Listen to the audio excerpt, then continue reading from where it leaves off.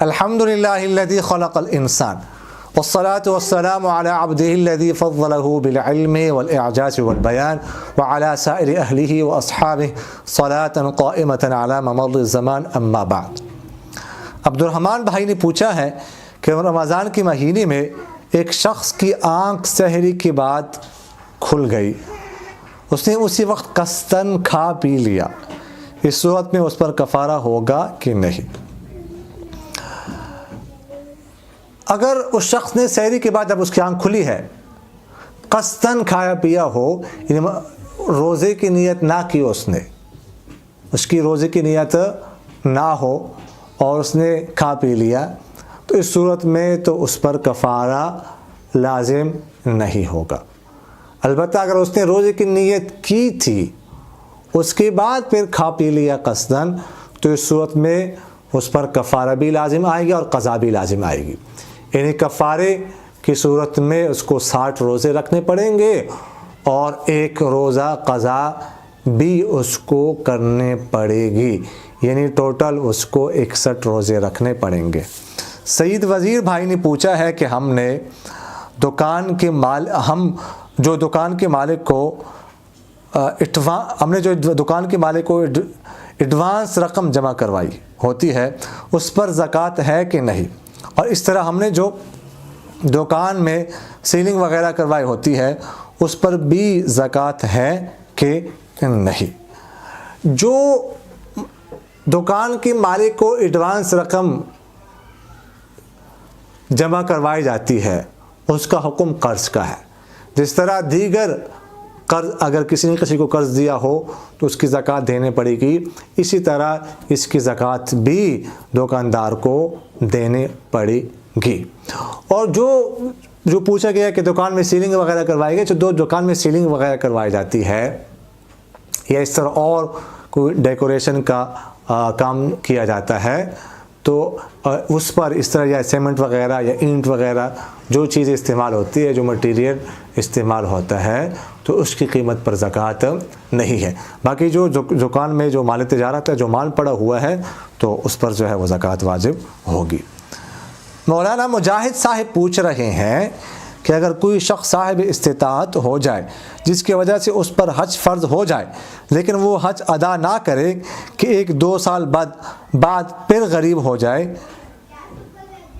غریب ہو کر استطاعت ختم ہو جائے، تو کیا اس سے حج کی فرضیت ساقط ہو جاتی ہے یا برقرار رہتی ہے؟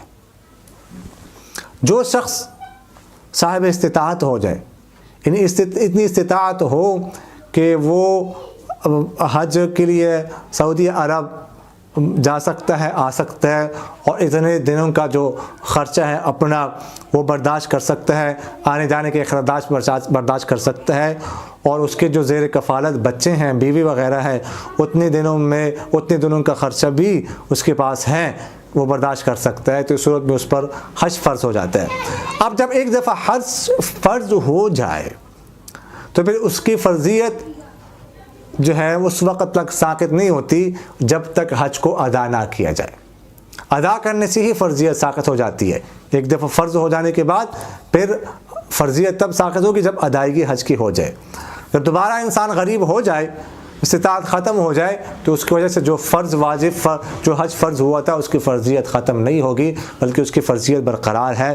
اگر اس نے حج نہ کیا اور اسی حالت میں وہ دنیا سے چلا گیا تو وہ گنہگار ہوگا، حج نہ کرنے کی وجہ سے اس کو گناہ ہوگا۔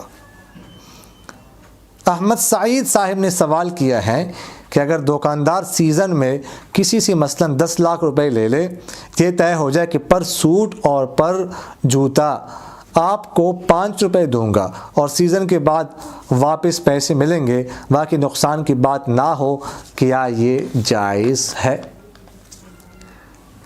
پہلی بات تو یہ ہے کہ اس طرح طے کرنا، منافع پروفٹ طے کرنا کہ آپ کو پر سوٹ یا پر جو ہے نا وہ جوتا آپ کو اتنے پیسے دیں گے، 5 روپے دیں گے، 10 روپے دیں گے، یہ جائز نہیں ہے، یہ منافع فکس ہو گیا۔